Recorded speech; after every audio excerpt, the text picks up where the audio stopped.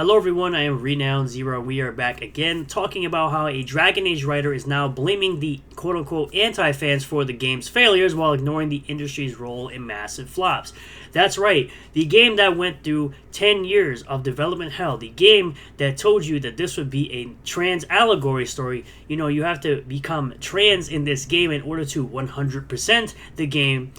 A person writing that type of terrible game is telling you that it's the anti-fans, quote-unquote, is the reason why this game failed. Not because it has terrible combat, a terrible storyline, changes in the art direction, the horrible writing, the terrible dialogue. No, it couldn't have been any of those things from the developers and writers themselves is the reason why this game is a failure. No, it's the people talking about and criticizing the game.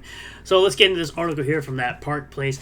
David Gator, former lead writer on Dragon Age Origins, Dragon Age 2, and Dragon Age Inquisition, is drawing new attention for comments made in a recent Games Radar interview about so-called anti-fans. In the piece, Gator criticizes what he calls quote-unquote anti-fans, individuals who he claims actively work to see certain games fail as a form of punishment for creative decisions they disagree with. Yes, because you have activist individuals who decide that they're going to infiltrate a studio, infiltrate a project, and hijack a franchise that has been around for quite some time, that people have enjoyed for quite a while, and they're going to change what the type of game that it is. Change everything about it, make it unrecognizable, make it absolutely terrible, and then spit it out to you and tell you that, oh yeah, you should enjoy this slop. Quote, then they turn from what you want, fans who would go out and spread word of your game and get people interested, Gator said. Quote, but if you get anti-fans, they sort of do the opposite. They're very determined suddenly to see your game fail as a sort of a lesson to others who would make games of the same type. Here's the thing. Nobody cares if you want to make your alphabet community type of game. What people are concerned with is the fact that you are hijacking well-known franchises to put in your propaganda and your message, rather than just going off and creating your own IP. And the reason you don't do that is because nobody will pay attention to it. Look at games like Dustborn. Nobody gave a crap about that game because it was absolute garbage. The comments come amid growing online discourse around titles like Dragon Age the Veilguard and Concord, which Concord had a $400 million budget and failed within less than 2 weeks. The servers went offline. Both of which faced extensive fan criticism over gameplay direction and perceived ideological messaging. Yes, Concord had pronouns in the game and had very ugly characters that nobody wanted to play as.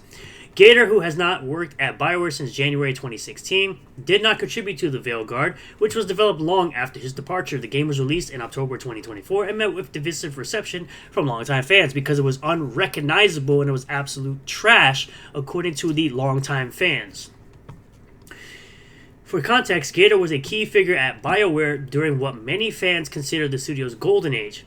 He was the lead writer on Baldur's Gate 2, Shadows of Am, co-wrote Star Wars Knights of the Old Republic, masterpiece game, the Part 2 is better, and later helped craft the Dragon Age franchise. However, he left BioWare nearly a decade ago, shortly after the launch of Inquisition, citing burnout and creative differences.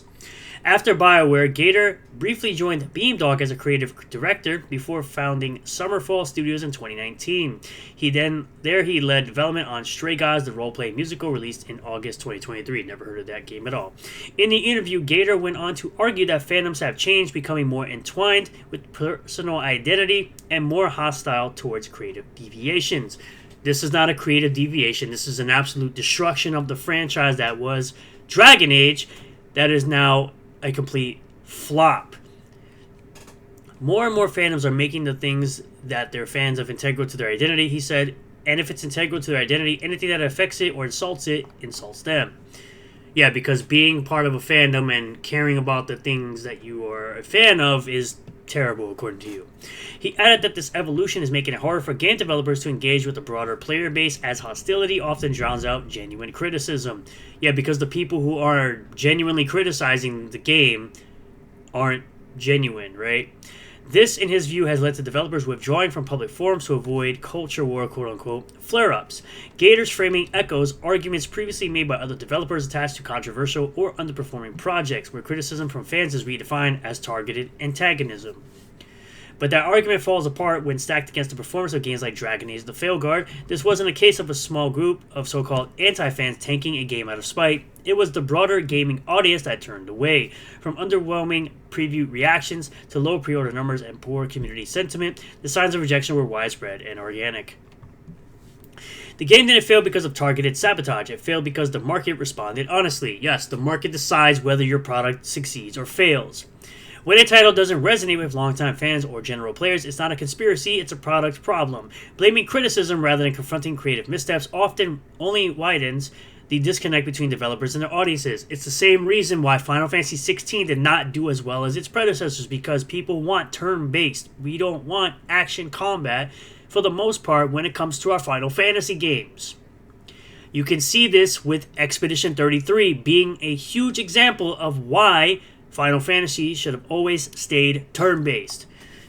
You have Kingdom Hearts for your action RPGs. You don't need another action RPG under your belt. Gator's anti-fan remarks land in the middle of continued backlash over Dragon Age: The Veilguard, a game widely seen as a departure from BioWare's traditional RPG design. Critics have pointed to simplified mechanics, lack of player agency, and story themes that many believe reflect broader industry trends, prioritizing message over gameplay. And from what I can tell, you weren't able to actually control your companions. You only controlled your main character, which is stupid. Though Gator had no role in the Vanguard, his commentary is being interpreted by some fans as a defense of a studio that many feel has lost its way. It absolutely has. It's worth noting that in the same interview, despite all his talk about anti-fans, Gator admitted that he had stayed at BioWare, he would have likely left during the early development of Dragon Age: The Veilguard anyway. So then why are you complaining about quote-unquote anti-fans criticizing this god-awful game? Citing EA's push towards live service elements, which was ultimately abandoned after the failure of Anthem. And Anthem could have been a great game.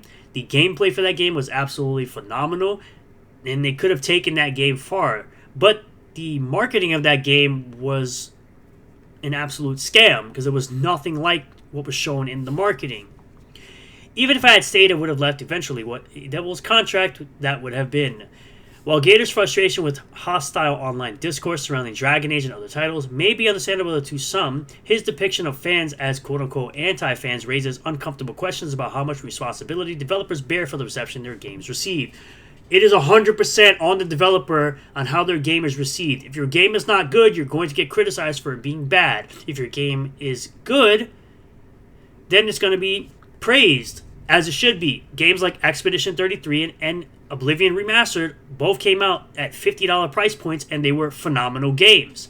I'm in the middle of playing Expedition 33 as well as Oblivion Remastered. I've never played Oblivion. It's the first time I'm really delving into Oblivion, and I'm absolutely enjoying it. Expedition 33 being inspired, the developers, being inspired by games like Final Fantasy X, my all-time favorite game of all time, as well as Lost Odyssey for their gameplay loops and their gameplay and their story is absolutely awesome, which is what got me completely invested in wanting to play the game. Gamers are not a monolith, but dismissing a segment of the audience as saboteurs for expressing dissatisfaction with the game's direction may do more harm than good, especially when faced with the objective reality of massive gaming flops.